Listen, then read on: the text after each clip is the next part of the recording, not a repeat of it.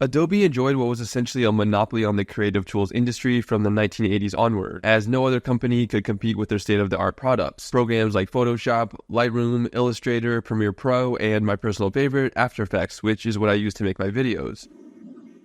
We do not care. This monopoly allowed the company's share price to rise as much as nearly 300,000%. Life like this sure is sweet, huh? It definitely is.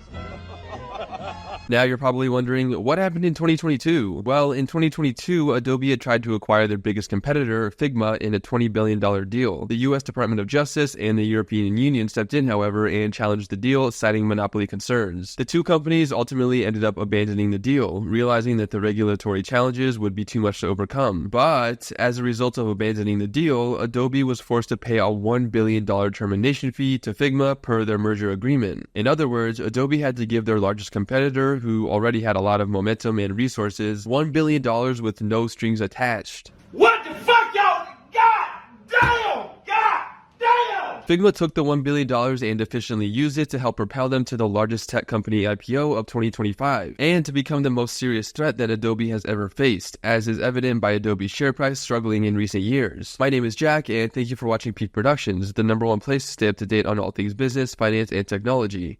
Adobe maintained its monopoly on the creative tools industry for so long with two simple ideas. One, having the most superior products on the market. My goodness, what an idea. Why didn't I think of that? Two, acquiring any competitors who started to seriously threaten their market share. Adobe has acquired 59 companies over the course of the company's history, spending tens of billions of dollars to buy out competitors before they can get too big. These acquisitions include companies like Marketo, Behance, and Frame.io. However, as is usually the case with technology companies, Adobe's products and business was getting worse over time. It started with Adobe switching from licensing out their products for a one-time fee to forcing users to pay a monthly fee for them. This made Adobe more money, but it obviously now cost the customer much more money. There was the hidden cancellation fee drama where Adobe was deliberately hiding cancellation fees and essentially trapping the customer and forcing them to either pay the fee or continue making the monthly payments for the products. This was the root of an eventual massive lawsuit by the FTC. There was also the massive controversy surrounding Adobe's internal AI models that they were training on their users' content. Adobe updated their user agreement to force users to agree to have their content potentially be used to train their AI. They eventually updated the user agreement after significant backlash, but as you can imagine, most people aren't convinced that Adobe isn't illegally using customer content to train their AI. It seems like Adobe executives had potentially consulted with Sam Altman on that decision. All of this controversy and lower product quality resulted in Adobe's stock beginning to struggle. Over the past 5 years, Adobe's share price has fallen over 32%, and this comes after a rapid and steady rising throughout the 2010s. While Adobe was beginning to struggle, Figma came along and began challenging Adobe. Figma is unique because its creative tools are able to be used on projects by multiple people at the same time, allowing real-time collaboration between creative teams. By the time Adobe attempted to buy Figma in September 2022, Figma was valued at $20 billion.